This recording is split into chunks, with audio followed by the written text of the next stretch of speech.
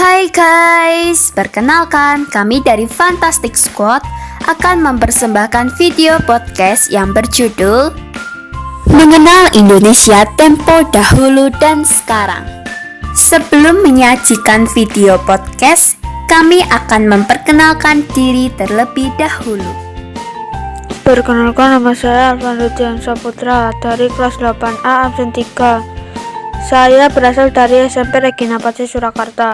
Perkenalkan, nama saya Cinta Putri dari kelas 8A absen 13. Saya berasal dari SMP Regina Paci Surakarta.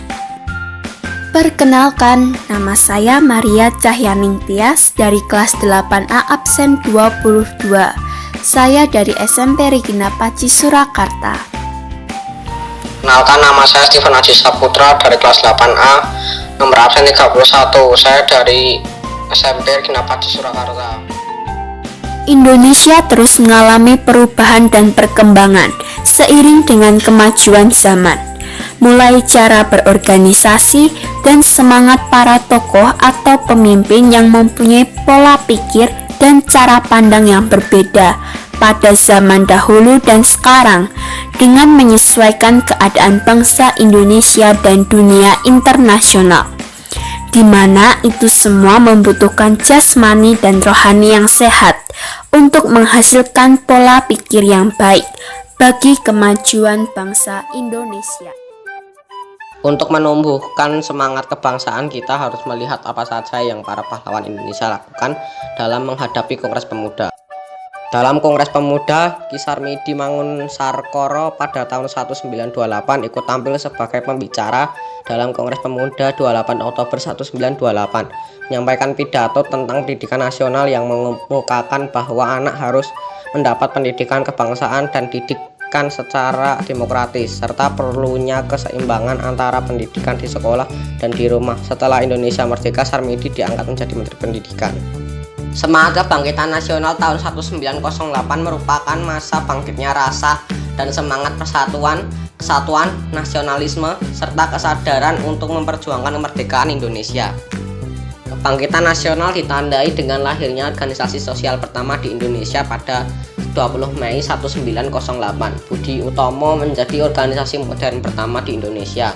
Program utamanya adalah memperbaiki kondisi dan nasib bangsa Indonesia dengan cara pendidikan dan pengajaran, bukan menjadi organisasi politik karena Belanda selalu mengawasi Budi Utomo dengan ketat.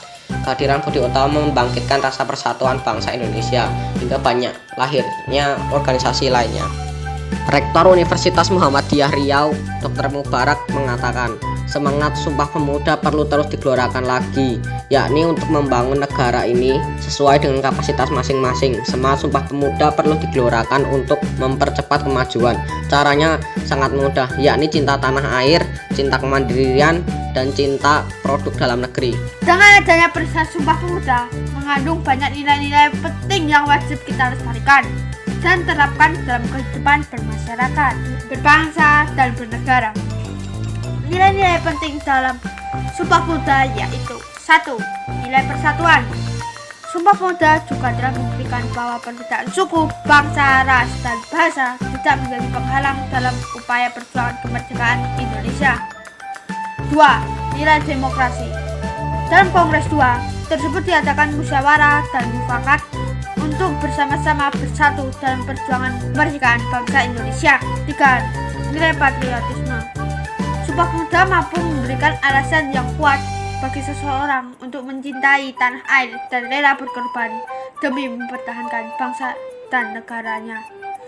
4. Nilai kemandirian dan tanggung jawab.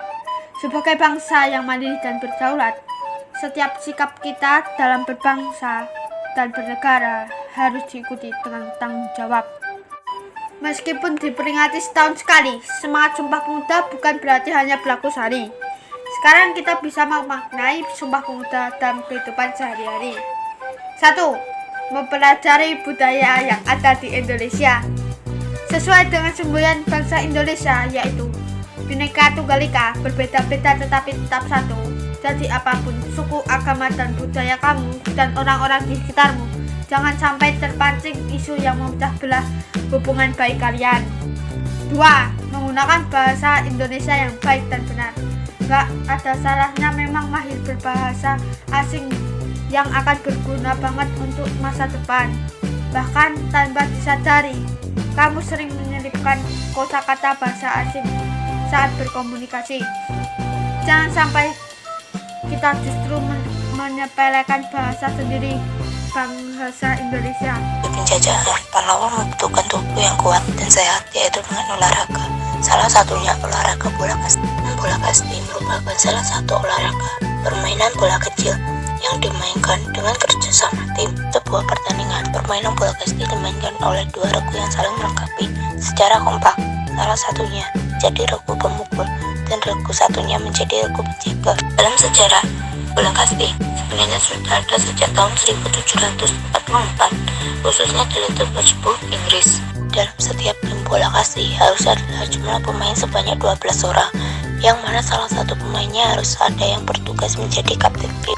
Permainan bola kasti, setiap pemain memiliki hak untuk memukul sekali, terkecuali pemain terakhir yang mempunyai hak melakukan pukulan sampai 3 pukulan mendapatkan nilai. Jika pemain berhasil melakukan pukulan, maka harus segera mungkin berlari menuju perhentian 1, 2, 3 dan juga ruang bebas. Sedangkan di zaman sekarang, olahraga kriket mirip dengan permainan kasti yang sudah sering dimainkan masyarakat Indonesia. Permainan ini dimainkan oleh 2 tim dengan anggota tim berjumlah 11 orang dan melibatkan bola serta alat pemukul. Di Indonesia, kemunculan olahraga kriket diperkirakan terjadi pada tahun 1880-an. Cara permainan olahraga kriket yaitu ketika pertandingan dimulai, tim penjaga masuk ke dalam lapangan, kemudian disusul 2 pemukul masuk ke dalam lapangan. Kedua pemukul berdiri di depan stam masing-masing yang berada di atas lapangan. Posisi kedua pemukul saling berseberangan. Setiap pemukul berusaha memukul bola sebanyak mungkin untuk mengumpulkan nilai sebanyak-banyaknya. Tujuan olahraga kriket yaitu untuk mencetak lebih banyak angka dibandingkan tim lainnya. Selain olahraga, para pahlawan juga harus makan untuk menghasilkan energi supaya dapat melawan para penjajah. Macam-macam makanan pada zaman dahulu seperti nasi jagung, gatot, tiwul, getuk, dan singkong rebus. Sekarang, olahan tersebut telah berubah menjadi makanan yang kekinian. Contohnya adalah olahan ubi ungu. Dulu ubi ungu dimasak hanya dikukus lalu dimakan. Tetapi di zaman sekarang, ubi ungu diolah dengan berbagai macam varian seperti bubur candil, bakpia, bakpao, onde ubi ungu, dan lumpia ubi ungu. Selain olahan ubi ungu, ada juga olahan mie instan. Jika dulu mie instan hanya digoreng dan direbus, sekarang mie instan dapat diolah menjadi macam-macam varian seperti burger mie instan dan martabak mie. Dan yang terakhir adalah olahan tempe. Jika dulu tempe hanya digoreng biasa, kini tempe dapat diolah menjadi berbagai macam varian seperti tempe goreng keju, burger tempe crispy, stik tempe, dan crispy tempe.